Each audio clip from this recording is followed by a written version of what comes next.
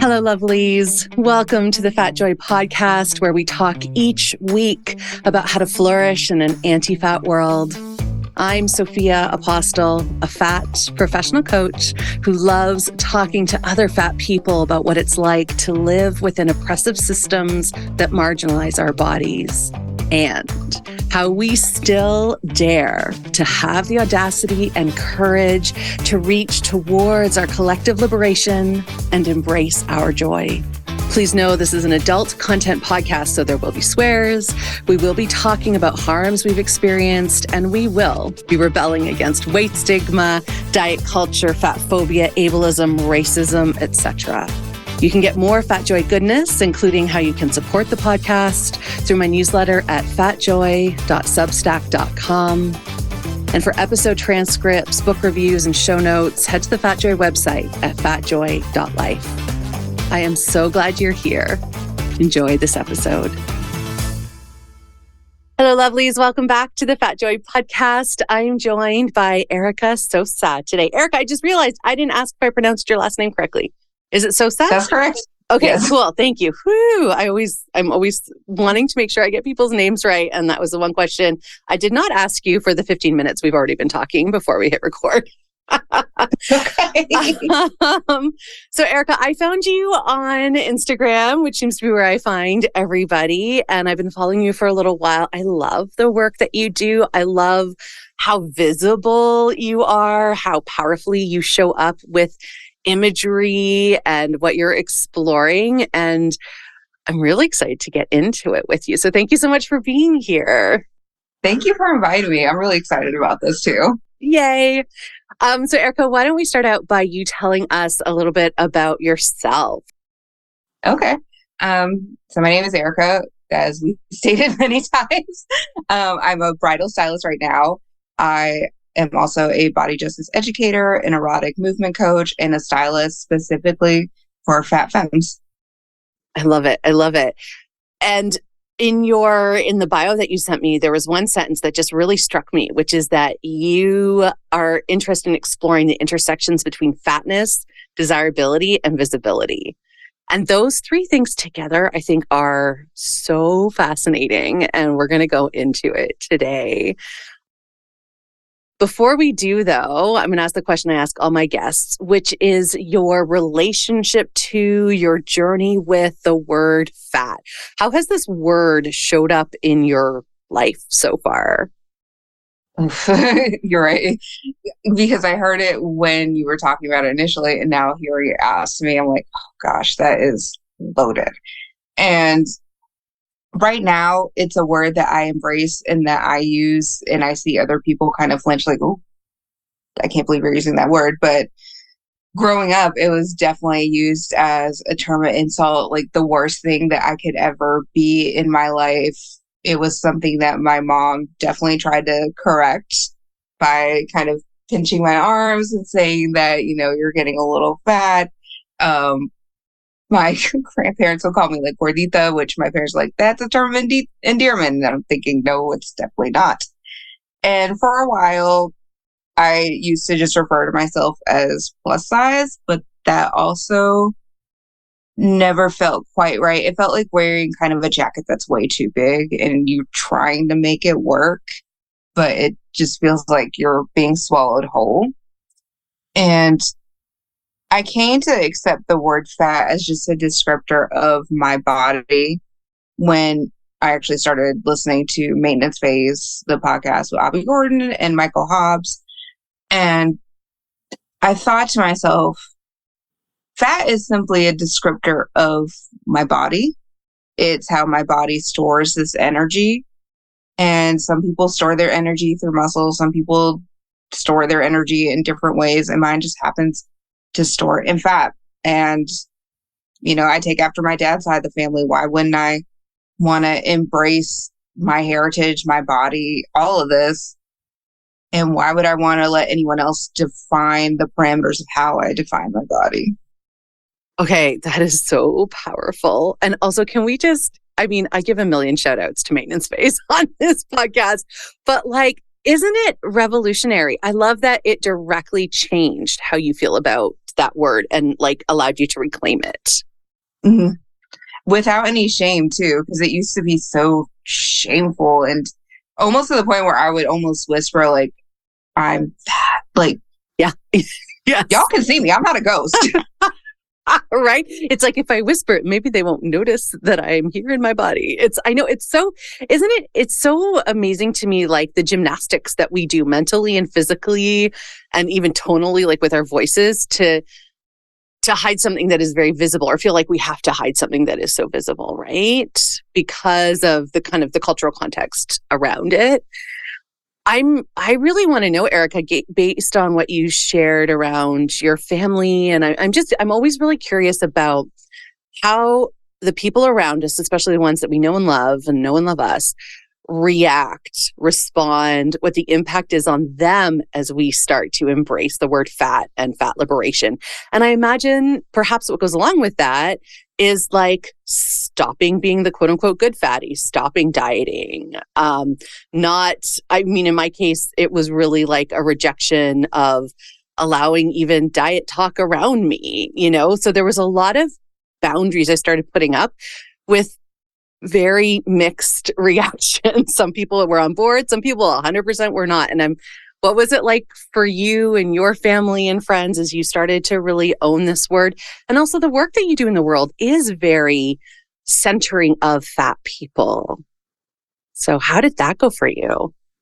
It was very mixed because I think of like the range of reactions from my closest friends. They were definitely on board. And some of them were, even when I explained like, it's just the way my body holds energy. They're like, that is okay. I never thought of it that way.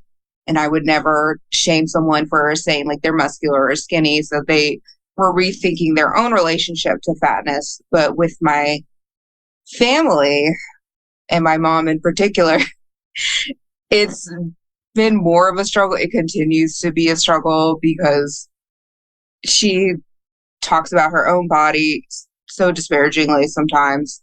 And my mom is very small. She's a very small woman. And there's always more, there's never a right weight for her. There's never a right body type for her personally. And for me, it's very sad to see. But I have stopped like justifying my eating habits to her or explaining my eating habits or explaining my exercise habits. Like I've stopped justifying to her why I do the things that I do. Because one, it's actually none of her business. And two, it's feeding more into this like self-hatred and kind of bonding over self-hatred. And I just don't want to do that anymore.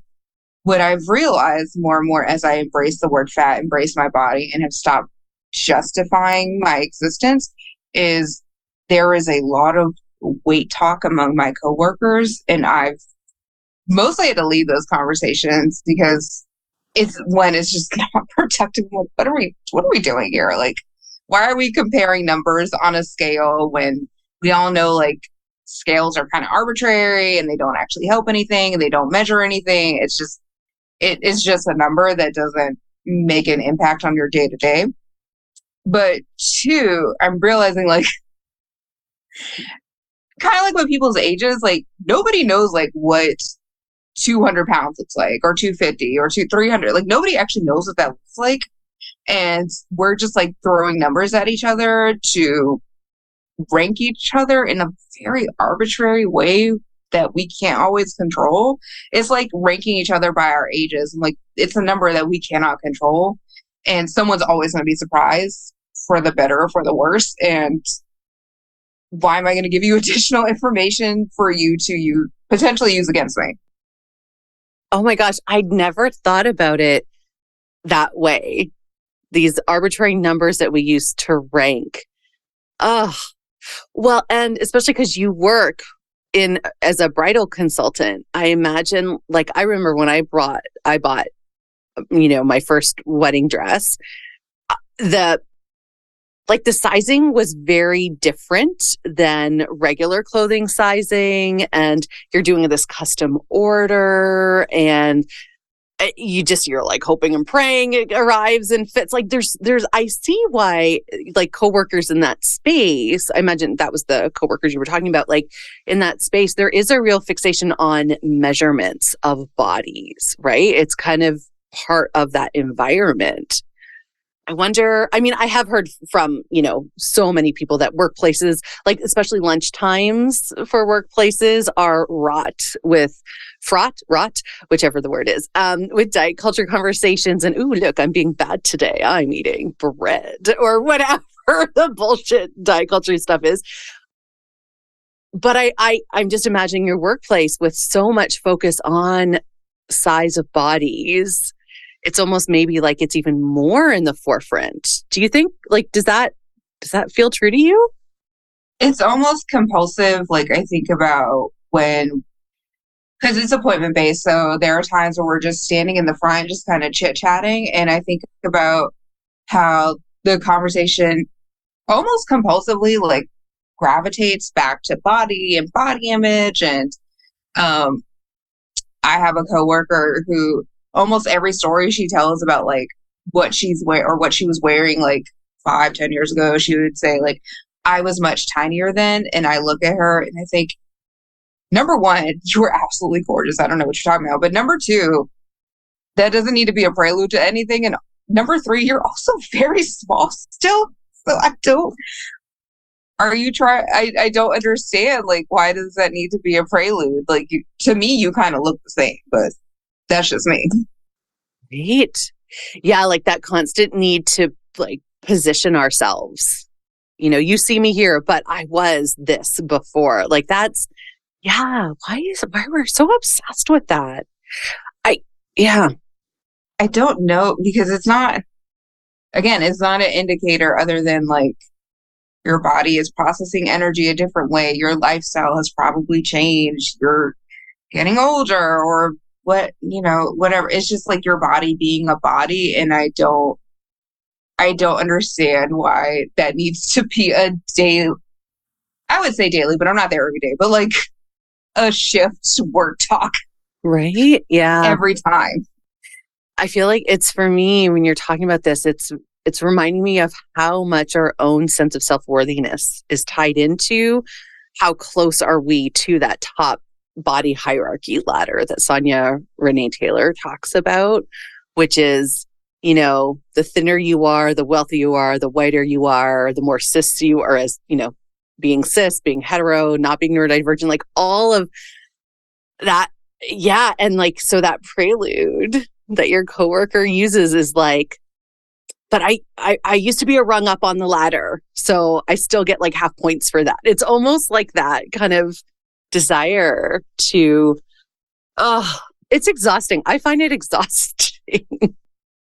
Yeah, when those conversations happen, I think I would rather go do actual work and then I just run off and organize something or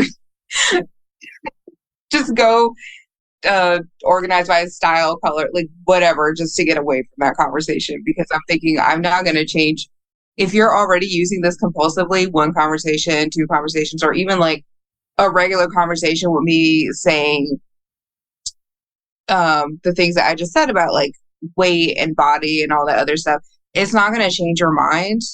And also, I don't want to be the fat token in these conversations to reassure you your body is fine. That's also not my role. Right. Yeah. That's a great boundary that you have around that in the workplace. Yeah, that's smart. That's smart, because I struggle with that, because part of me, I don't want to be the token fat person or the angry fat person, as I often am in these situations, be like, hang on a minute. And the emotional labor of that, which is exhausting. And the truth that probably not going to change hearts and minds that are very dedicated to believing certain things. So that's a really great boundary to have. I love that you've got that. So this is the perfect kind of way into the work that you do as a bridal consultant. So tell us a little more about that. How did you get into that? Do you specifically focus on fat plus size brides? Like, do they feel drawn to you for that reason? Like, I'm so curious about all of those aspects of this work that you do, because my goodness, if there is a place where diet culture and anti-fatness and weight stigma is so present, it is the wedding day industry. So talk to us about wedding days and is it too strong to use the word trauma that they cause brides? You must see it every day. Yeah. So the work that I do at this bridal store, it's appointment based. So it's kind of like whoever I get is who I get. But no matter your body size, it seems like I would say 95% of people are looking for ways to shrink their body and like make it seem smaller than it actually is. It doesn't matter if you're a size 4. And like we were talking about earlier, bridal sizes are very different than regular size clothing. It's usually cut smaller. But it doesn't matter if you're a bridal size 4 or a bridal size 28. It seems like most people are looking to shrink the way that they look, to make themselves look smaller. So whoever I get is just whoever I get. I originally got into it because I quit my job as a real estate paralegal, and I wanted to move into something more fashion, more working with people. And this stylist job showed up. I applied and I got it. I think the selling point was I told them the Met Gala is my Super Bowl, and that was kind of it. That's great. I would hire you if you said that too. That's amazing. I look forward to like the first Monday of May every year. But the longer I've worked there, I've been told like anyone who struggles with body image, they send it to either me or another coworker who's been there for a long time. So what I try to do like towards the beginning of the appointment is I let them know, especially if they've brought like a large group of people with them. Large groups of people usually means a lot of opinions, a lot of room for criticism. So I tell them up front, number 1, don't look at the size. That's my job.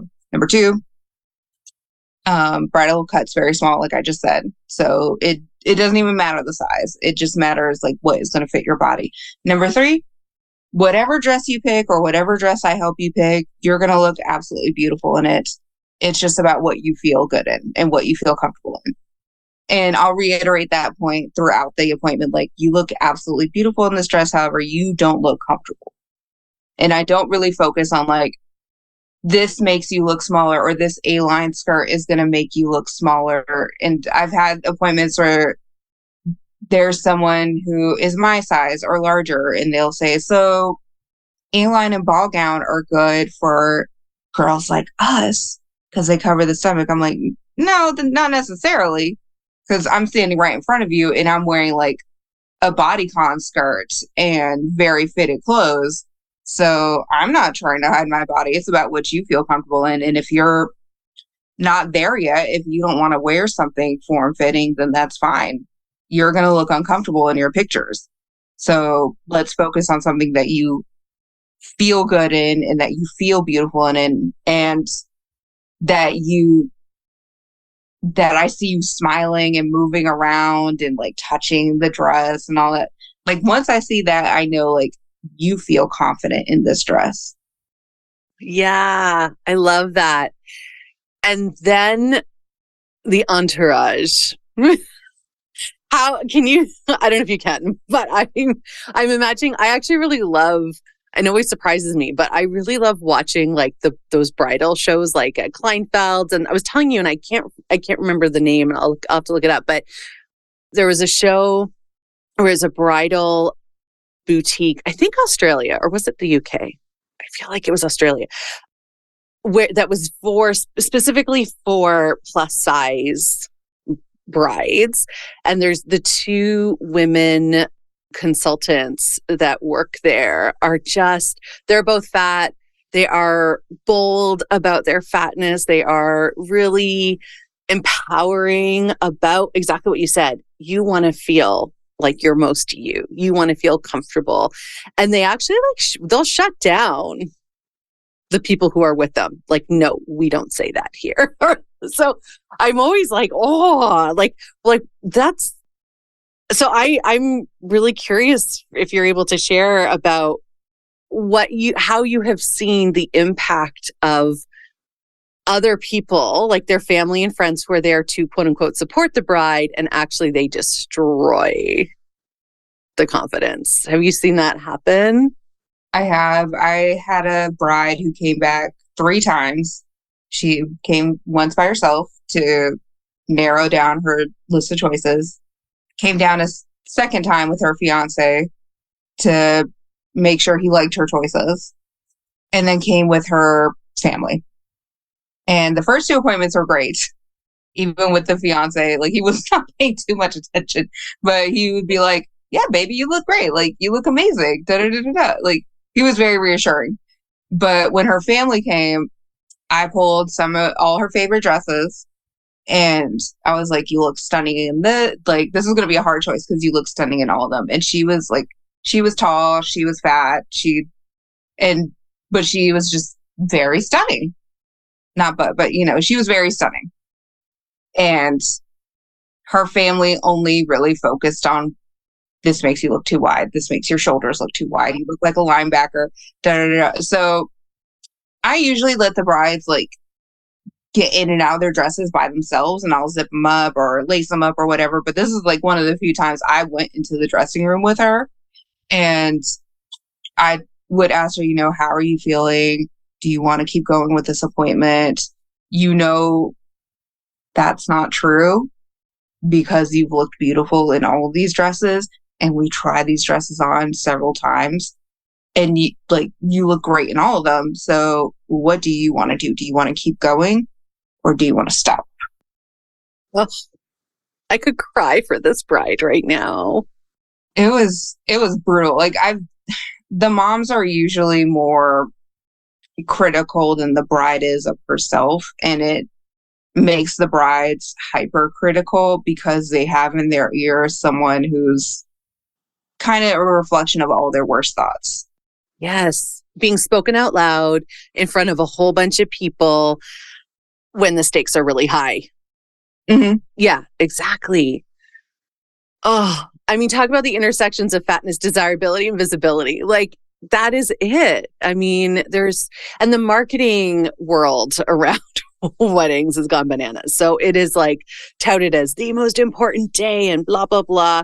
As someone who's been married multiple times, I know it's total bullshit. But it's hard not to buy into it when you are in the planning process, and it's a big deal, and there's often lots of money being invested, and it's a very high stakes environment. And then so to feel like your body is betraying you, or have a family member like a mom basically pointing out how your body is betraying this day.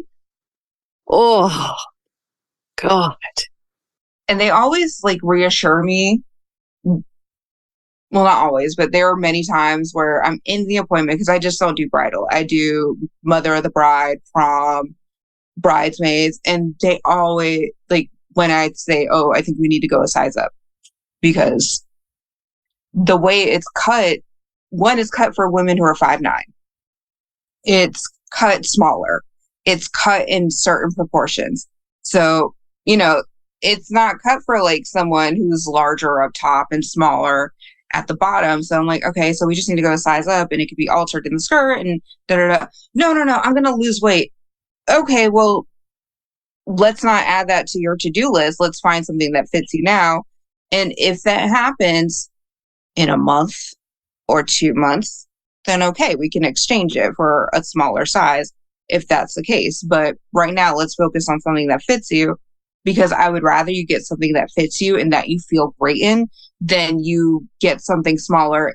Now you have additional pressure to fit into this dress, and it's the week before you still don't fit into this dress. Now you got to get a new dress, and you're out like $200. So, have you had that happen? Do brides get upset when you're like, hey, let's focus on what fits you now? No, I'm going to lose the weight. Like, do they really? Does that happen? That has happened before. It's happened one time that I know of. It mostly happens to like mother of the brides, where they insist they're going, or bridesmaids, they insist they're going to lose the weight. Da da da da da. The only time where I'm not going to talk someone out of it is if they're pregnant and they're like, well, I'm pregnant, I'm going to give birth. And based on my last kid, this is what's going to happen. I'm like, okay, you know what? You know your body. I'm not going to fight you otherwise. But other people who are just like, they tell me their diet, they tell me their weight loss plan, and then they tell me the date of the event. And sometimes I have to kind of be a little bit more harsh with them. Like, let's look at it this way. The wedding is in 2 months. This is 2 sizes too small. So that means you have to lose about 16 pounds, which is technically doable, but it's not the science that you think it is. It's a whole holistic thing. And also, let's just find a dress that fits you and not add like an additional layer of stress to an already stressful event. Yeah. The ways that we torture ourselves. And we don't have to, but brides who do buy smaller and then it doesn't fit them. Like, I just had an appointment, and where that happened, our appointments are supposed to be an hour long. This appointment took 2.5 hours. But, she came in and just immediately was like, I feel like a can of stuffed biscuits went in this dress, and I have my Spanx. I have all this other stuff to like make herself look smaller. So I said, okay, well, we're going to pick some dresses that you might actually like, and I'm going to have you try on this dress again. We're going to see what you don't like about it, and we'll go from there. So, and the ensemble, the entourage she brought with her, they were all very supportive. They were very lovely. They were like, you know, you need to find something that you feel good in. It doesn't matter, like, really about looking smaller. So I'm like, fantastic. Thank you, entourage. But she tried on her first dress. Immediately, I was like, the straps are digging into your shoulders. It's too small. And you don't look comfortable. And you're justifying like all the ways you can make it work and the ways that you could lose weight and look smaller. And I'm like, your wedding is in December. That's not that far away. I mean, you have a little bit of time, but it's not that far away.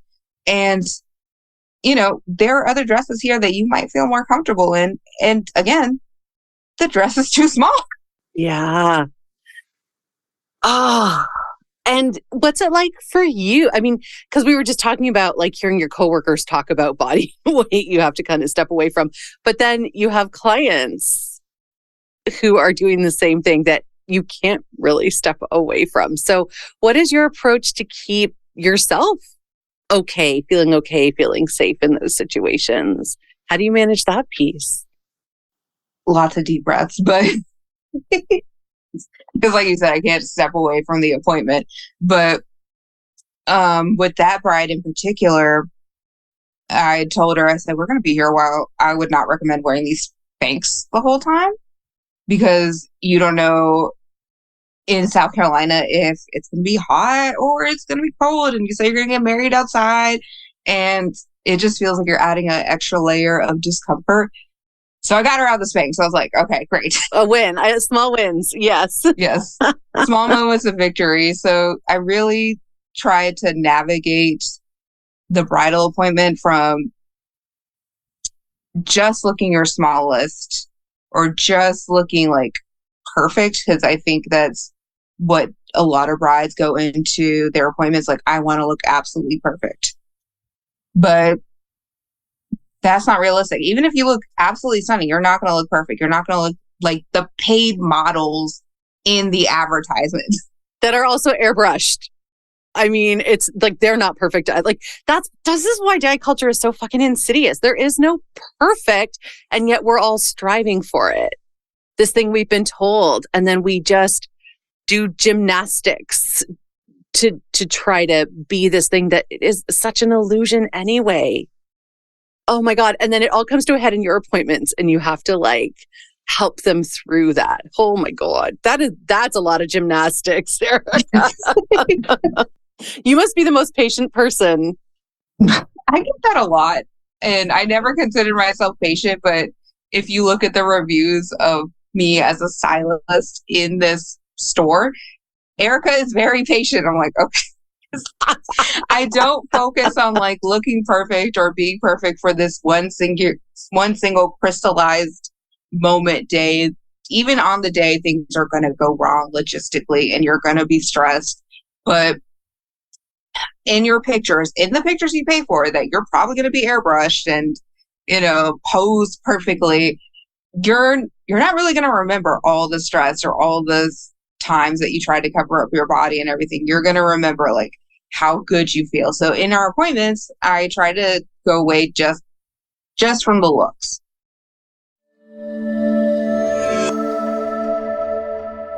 Hello, lovely. I'm jumping into the middle of this episode to let you know that I've started a newsletter on Substack because I've been craving a space where we can have more immediate connection, a space where I can share musings and various resources connected to fat liberation and fat joy.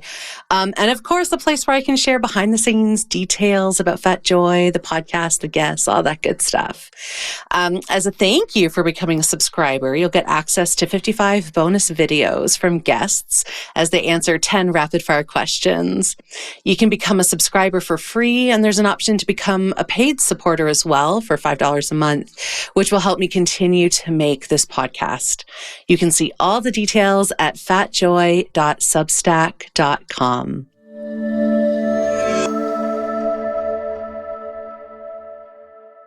Because I'm like, you're going to look beautiful in this dress. But how do you feel? Because how you feel is going to show up in how you look. And if you feel uncomfortable, like if the lace is itchy, if you don't like the sleeves, if the skirt is too plain, like all this other stuff, that's going to show up on your face. And that's what's going to make your pictures not so great to look at, is you're going to be uncomfortable. So focusing from strictly what you look like to how you feel is how I keep my own sanity, and how the bridal appointments can, and just the appointments in general, can be more successful. Yeah, that makes so much sense. I love that. Yeah, it's like a mindset shift, a reframe from this view that a bride may be holding, or a mother of the bride may be holding, of the bride or of themselves in their minds, and actually focusing on, hey, this is a really special day filled with love and hope and joy. How do I want to feel? Like, that's a really important shift. And it gets away. I mean, perfectionism is a construct of white supremacy. Like, it has been constructed and given to us to keep us, there's I won't go into my whole soapbox around this, but to keep us basically operating like robots, not questioning oppression, not looking deeper at racism and anti-fatness and ableism and all these things that are designed to not have us rebel against the structures that we're forced to live in.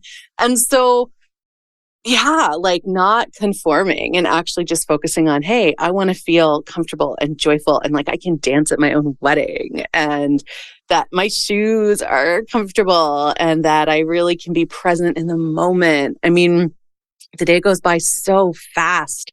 You don't want to be like futzing at your shirt or like, moving straps around and yeah, exactly. Or having stuff dig into you or being uncomfortable in any way. I remember my first wedding, halfway through, I had this gorgeous dress, corset top. Halfway through, this is before I became liberated. I was very deep in anti-fatness at the time. I had to like go down to the bridal suite area that was at the reception hall, and I had to have, I think it was my mom, like come and like undo the corset because I couldn't breathe. I couldn't dance. I couldn't breathe. And I love dancing.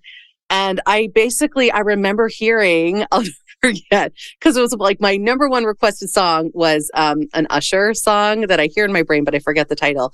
But it was playing and I was downstairs not being able to breathe because my freaking corset dress, I had been tied too tight for me to be comfortable. So like I missed out on beautiful moments. Everyone's like, oh my God, did you see your dad dancing to Usher? I'm like, no, I was, not able to breathe in the basement. And like, how sad that I missed out on probably half an hour of my own wedding because I had chosen a dress that would cinch me make me look a certain way and be performative. And yeah.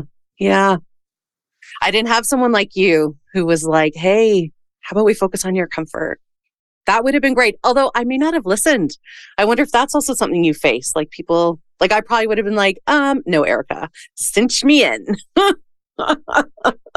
Sometimes like people don't want to do the whole mindset shift, or they just want to focus on how they look. So I'll ask them questions. And now I have a new question to ask, like, do you like to dance? Yes. Yes. Yes, that's a new question I got to put in the back of my head. But I get them thinking more about like their wedding day. Is it going to be inside? Is it going to be outside? Is it going to be in the summer? Like I have the date, but it's like, is it going to be in a more shady area? What is it going to be like? And I might not put you in a corset, no matter how much you want to look, what do I say? Snatched to the gods. Like, no matter how much. Snatched. You can still look snatched to the gods no matter what your body type looks like. But, I won't put you in a corset dress if you're going to get married in a vineyard, because I don't think there's going to be a lot of shade.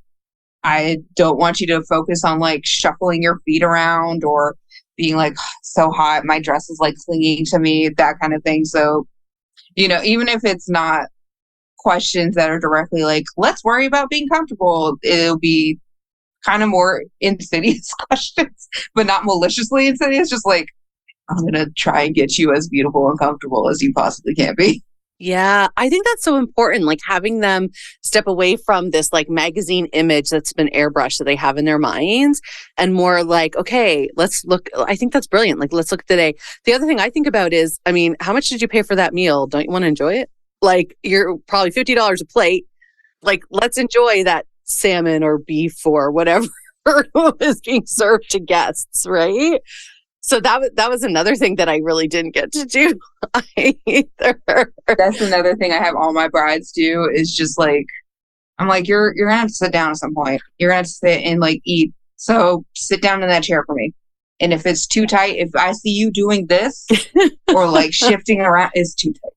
Yeah, just for those of you who aren't watching the YouTube version of this, Erica kind of like raised her shoulders and had her arms kind of like on her rib cage or her hands on her rib cage, which is like, yeah, if you're too tight, it's like, it reminds me of, speaking of the Met Gala, like, when like this, everyone worries about going up the stairs because the dresses are too tight and you have to like hop up. You want to be doing that on your wedding day. You want to be able to sit and eat and dance and move and like, yeah. Oh my gosh. You don't want like a quick little side note of like too tightness, but I had a bride, she had been fitting in size 4s like through the whole appointment. So I put her in a corset mermaid and I was like, surely this will fit, because like corsets, you can technically go down a size. And this is the size she was fitting in this whole time. Surprise to all of us, it was way too tight, but she loved the color. We ended up ordering like her right size, but we found her right size in that particular dress, which again shows even if you have a size, because the way it's cut doesn't mean it's always going to be your size. But she put on that size 4 again to like do our tradition of like, I said yes to the dress. And the second time, like I had to get her out of this dress, I had to literally peel her out, like start up from the top and like roll the dress down until her butt was like in my face of me peeling down the dress. You never want to get to a point like for one of the most expensive, important days of your life where someone has to literally peel you out of a dress. Right? That is not sexy. That is not fun. It's not fun. It's not sexy. And you don't ever want to remember that as part of your wedding day. Oh my God. Oh my gosh.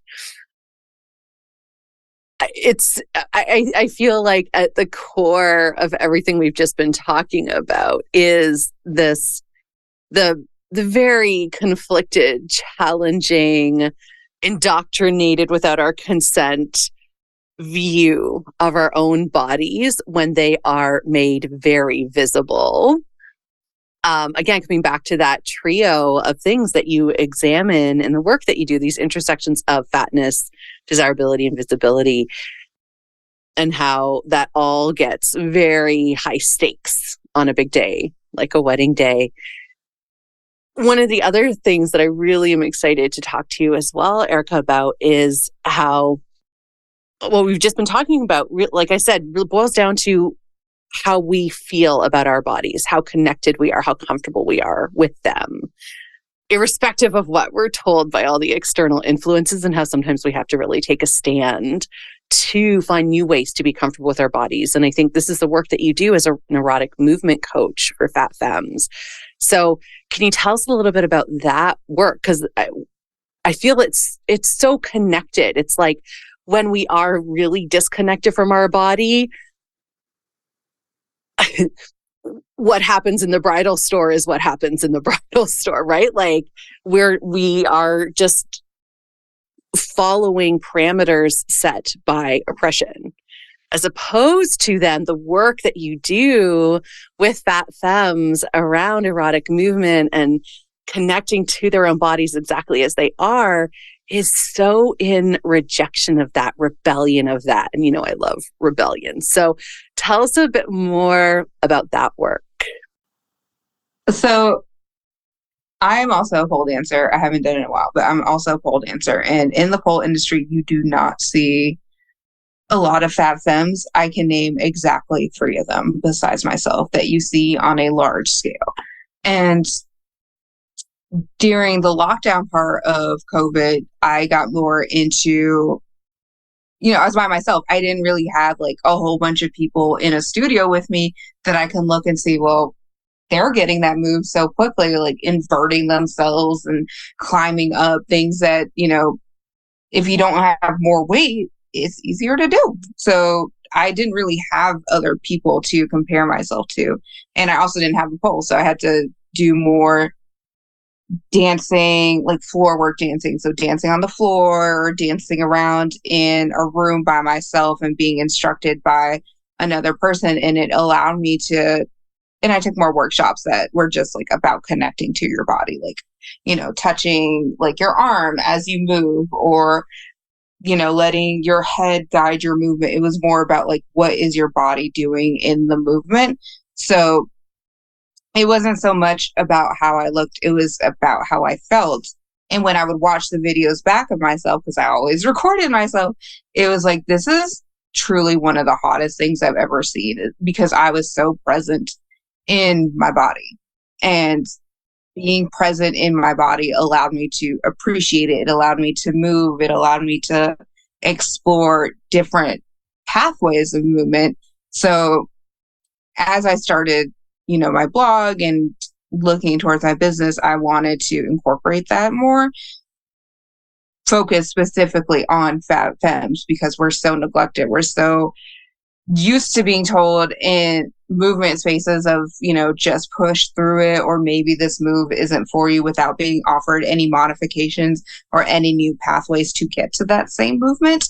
So what that looks like is I might have a client who already is a mover, who already dances, and they're performing, and they want to like add more floor work or add more sensuality to it. So I can see like, all right, what have you already choreographed? What's the song that you've picked? What do you have a costume in mind? And then we can work from there. So if you want to like add more overt sexiness, let's do some hip bumps. So like basically your back is arched and you bump your hips from side to side. It's pretty like self-explanatory, but like, what can we do so you feel more overtly sexy? You want to do more sensuality, like this is your very first thing. Let's just focus on like very slow beginner stretches, just connecting with your body first before we even get into any concrete floor movement. Because again, like for me, it was, I had to see myself so connected with my body where I was just moving, where I can like appreciate it and like find new ways to move. Yeah. It just, when you were talking, I just had this thought of like, we're turning the gaze from being externally focused, like how others are seeing us. It's so interesting. It is the same that you do with your brides too, to having it be an internal focus. Like, how am I feeling about how I'm looking? How am I feeling about my body and how it feels in this moment? And I also feel like it sounds like there's a real lessening of always just being in our heads and coming, like, what feels good to my body, what movement would feel good. And I don't know, there's something about like trusting our bodies and the way they want to move. And I can see that I'm just thinking about it for myself. Like, I can imagine the real challenge of that too. Like, not wanting, again, this external view, like not wanting to look stupid or awkward or weird. But actually that's maybe just the way your body wants to move. And that also gets to be okay. I don't know. Is there a balance? Is there a tension between what we do for ourselves and what feels good to our bodies and what is viewed externally? Like how other people would see it? Yeah. I call it like the greatest Uno reverse because I love being seen. I love being displayed. And I don't know if it's like my personality or if you want to get super woo-woo with it. Like, I have a lot of Leo in my chart. So I'm like, everybody needs to see me all the time. Yes, me too. I have a strong Leo too.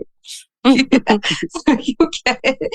But I noticed like the pattern that I saw is when I was so overt, like, I'm hot, I'm sexy, look at me.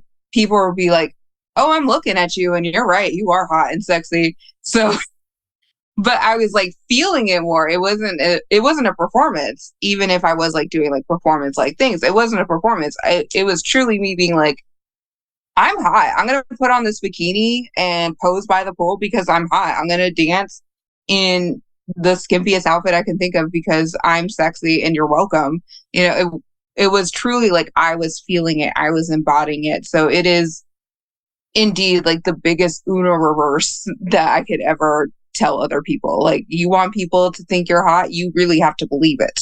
Right? And there's so much research that proves this, but we don't believe it. And like, so if we take that same scenario, if you were thinking about what is someone else going to think I'm hot, or what would someone else think of this tiny bikini that I'm going to put on and dance around in the moment?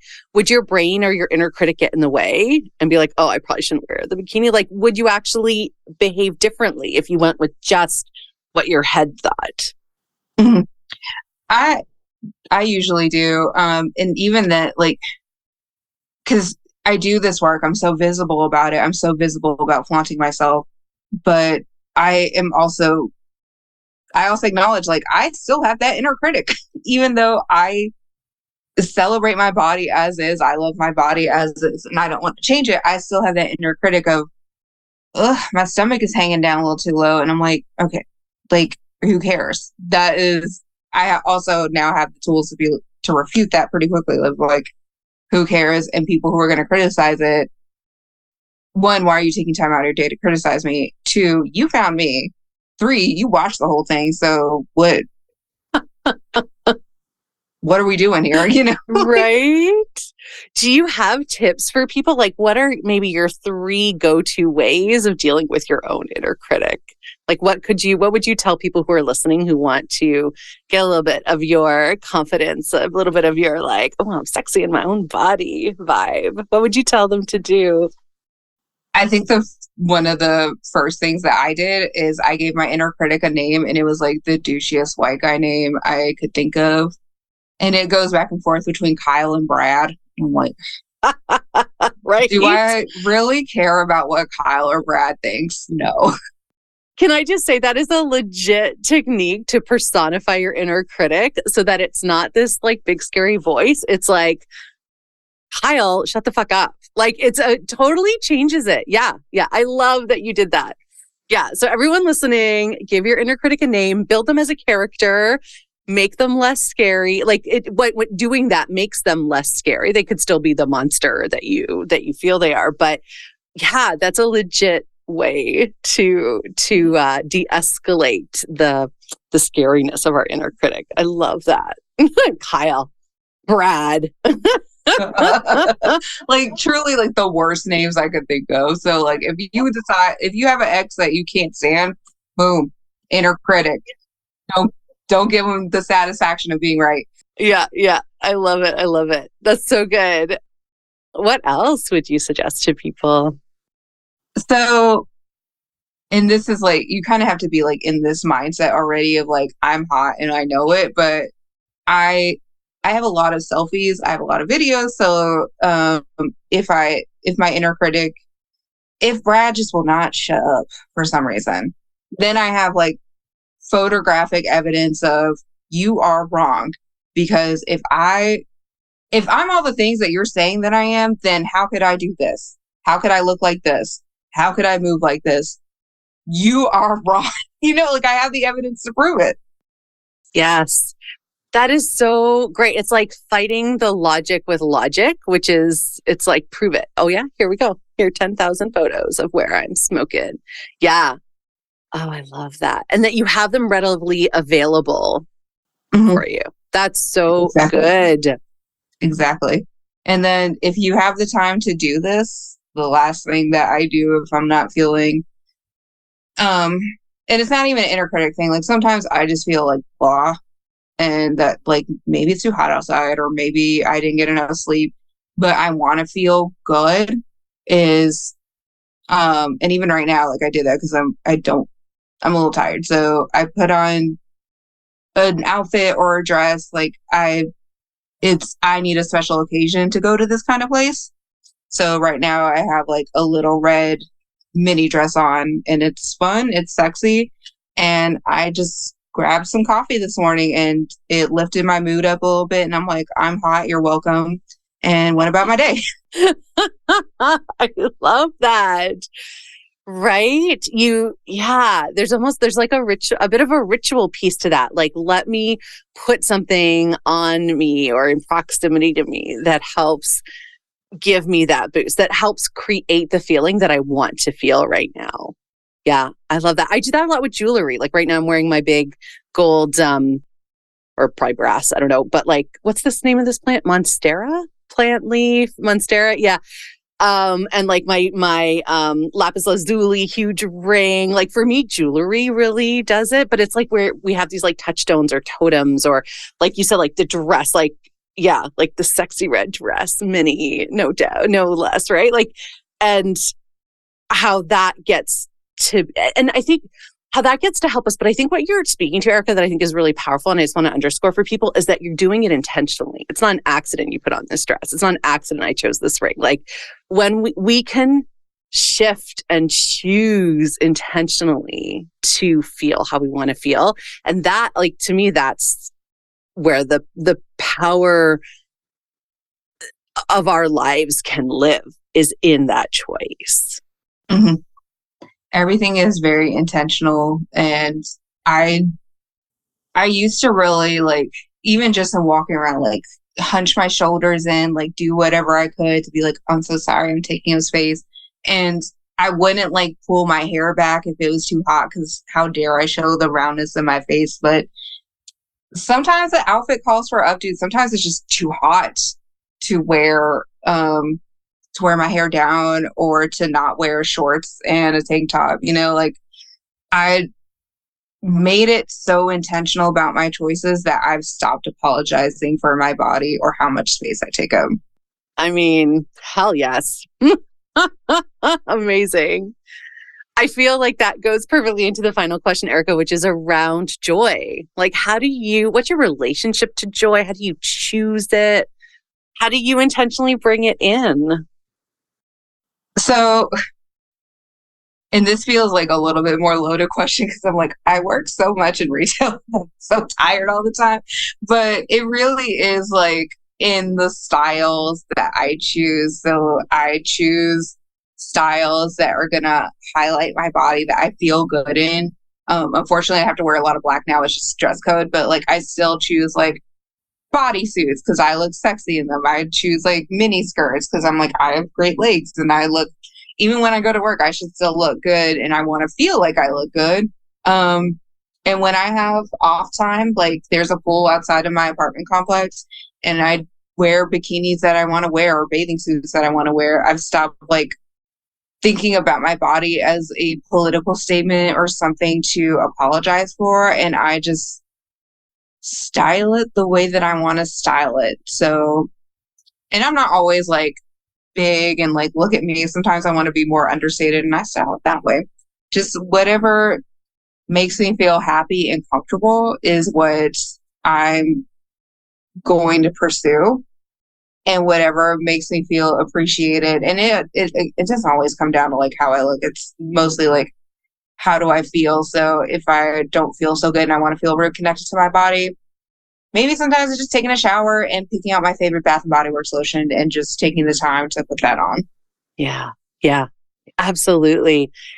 Yeah. Again, like the intentionality is so there. And I think that's what's so interesting to me about joy. I really do feel like we can cultivate it and we can choose it and we can set the conditions to feel joy. Like you can set the conditions by choosing an outfit or choosing a lotion, taking a shower. And you know that does shift how you feel and it's like creating the space to allow joy to come in. Yeah, beautiful. And it's not letting other people dictate it based on how they think you should be feeling. Yeah, that's another essential component here is like, yeah, like figuring out how we can let go of that pretty constant thought. At least in my case, I was just brought up to always be brought up by family, but also by society to always be thinking about how my body and how I was acting and what I was thinking was being viewed by others. And it's like, no, how do I feel? How do I think? How do I want to behave? Independent of all of that. And that's, God, talk about unlearning a lot of stuff. I'm still doing it. I still catch myself in it. And yeah, this whole conversation has really been about refocusing ourselves towards our own selves. And like you said, independent of how others and how society dictates we should or should not be. So I'm so grateful for this conversation, Erica. I feel very empowered by it. I'm like, where's my red mini dress? I'm going to go put that on. It's been wonderful to talk to you. Thank you. Thank you for being a guest.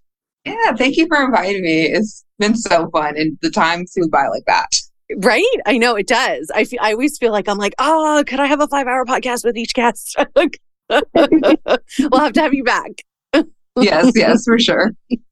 Thank you. Thank you.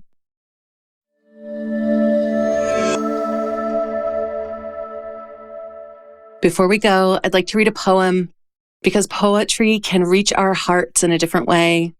Poems can have us feel in a different way. And that's what this podcast is all about. Expanding our hearts, deepening our empathy, and inviting in joy. So each week, you get a new poem.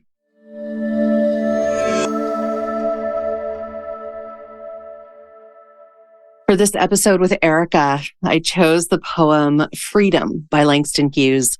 I love the defiance of this poem and the deep frustration of not being able to live and be free, which is what so many people living in marginalized identities feel. So felt really resonant for my conversation with Erica. Here it is, Freedom by Langston Hughes. Freedom will not come today, this year, nor ever through compromise and fear. I have as much right as the other fellow has to stand on my 2 feet and own the land. I tire so of hearing people say, let things take their course. Tomorrow is another day. I do not need my freedom when I'm dead. I cannot live on tomorrow's bread. Freedom is a strong seed planted in a great need. I live here too. I want my freedom just as you.